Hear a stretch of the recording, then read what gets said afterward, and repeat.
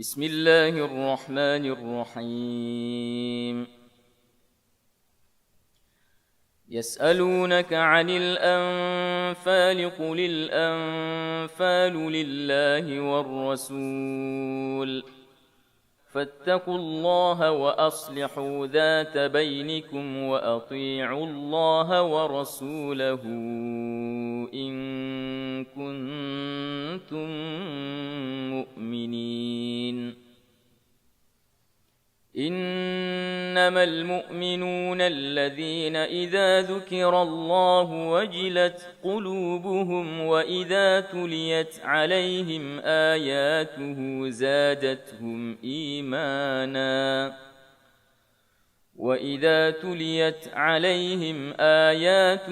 زادتهم إيمانا وعلى ربهم يتوكلون. الذين يقيمون الصلاة ومما رزقناهم ينفقون أولئك هم المؤمنون حقا لهم درجات عند ربهم ومغفرة ورزق كريم. كما أخرجك ربك من بيتك بالحق وإن فريقا من المؤمنين لكارهون يجادلونك في الحق بعدما تبين كأنما يساقون إلى الموت وهم ينظرون. وإذ يعدكم الله إحدى الطائفتين أنها لكم وتودون أن غير ذات الشوكة تكون لكم ويريد الله أن يحق الحق بكلماته ويقطع دابر الكافرين ليحق الحق ويبطل الباطل ولو كره المجرمون. إذ تستغيثون ربكم فاستجاب لكم أني ممدكم ب1000 من الملائكة مردفين.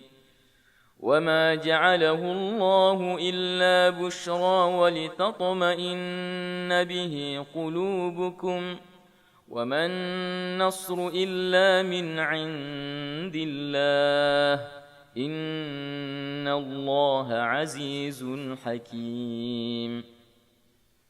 إذ يغشيكم النعاس أمنة منه وينزل عليكم من السماء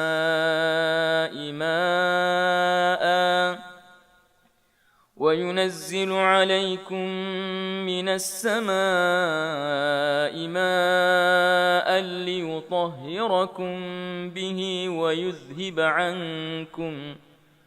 ويذهب عنكم رجز الشيطان وليربط على قلوبكم ويثبت به الأقدام.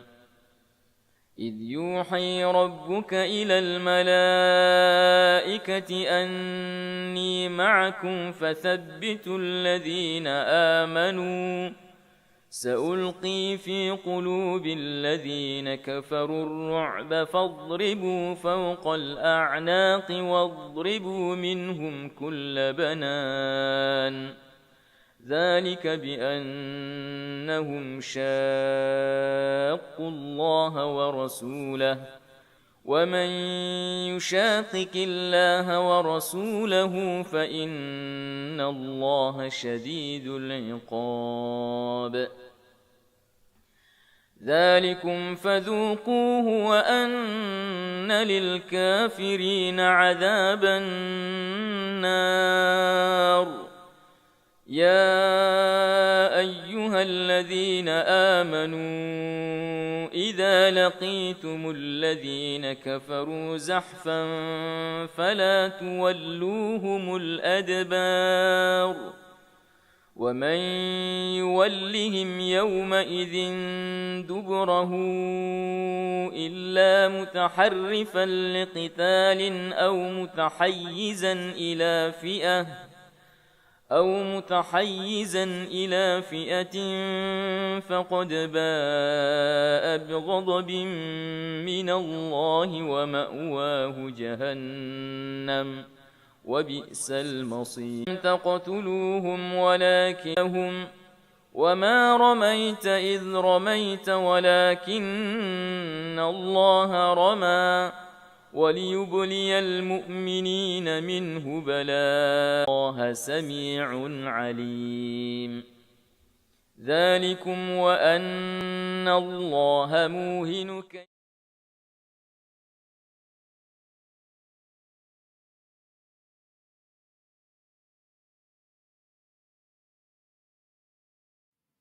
Innal hamdalillah nahmaduhu wa nasta'inuhu wa nastaghfiruh wa na'udzu billahi min shururi anfusina wa sayyiati a'malina may yahdihillahu fala mudilla lahu wa may yudlil fala hadiyalah wa asyhadu an la ilaha illallah wahdahu la syarika lah wa asyhadu anna Muhammadan abduhu wa rasuluh. Allahumma sholli ala Muhammadin wa ala alihi wa azwajihi wa dhurriyyatihi kama shallaita ala ali Ibrahim innaka Hamidum Majid. Amma ba'd. Jamaah sekalian, alhamdulillah pada malam hari ini, di malam Jumat di pertengahan bulan Dzulhijjah 1443 Hijriah, dengan izin Allah dan taufiknya kembali kita hadir untuk melanjutkan kebaikan ini, amal soleh yang dicintai oleh Allah Subhanahu wa taala, duduk bermajlis di rumah dari rumah-rumah Allah Subhanahu wa taala guna mengkaji warisan dari Nabi kita yang tercinta Rasulullah Muhammad sallallahu alaihi wasallam. Hadis-hadis beliau yang terdapat dalam kitab Al-Lu'lu' wal Marjan fima ittafaqa alaihi asy-syaikhan.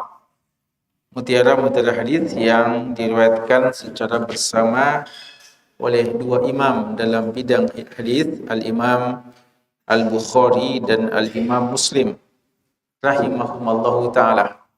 Hadis-hadis ini dikumpulkan oleh Syekh Muhammad Fuad Abdul Baqi rahimahullahu ta'ala. Jamaah sekalian, dalam pembahasan yang terakhir ya, kita selama 2 pekan ya, 2 malam Jumat tidak membahas kitab Al-Lu'lu' wal Marjan. Malam Jumat yang lalu kita liburkan ya, masih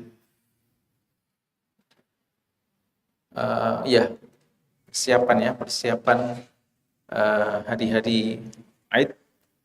Dan malam Jumat sebelumnya kita juga tidak membahas kitab kita karena kita menjelaskan tentang kaitannya dengan penentuan hari raya Idul Adha dan hari puasa Arafah. Malam ini insyaallah kita akan lanjutkan ya, kita kembali akan melanjutkan kajian kita. Namun sebelumnya ya, kita perlu untuk kembali mengingatkan bahwa dengan kepergian hari-hari yang mulia yang 10 hari pertama bulan Dzulhijjah, hari-hari yang sangat agung untuk beramal soleh dalam setahun telah pergi, kemudian 3 hari setelahnya pun, yaitu hari-hari tasyrik yang merupakan salah satu hari-hari yang juga sangat mulia, telah pergi.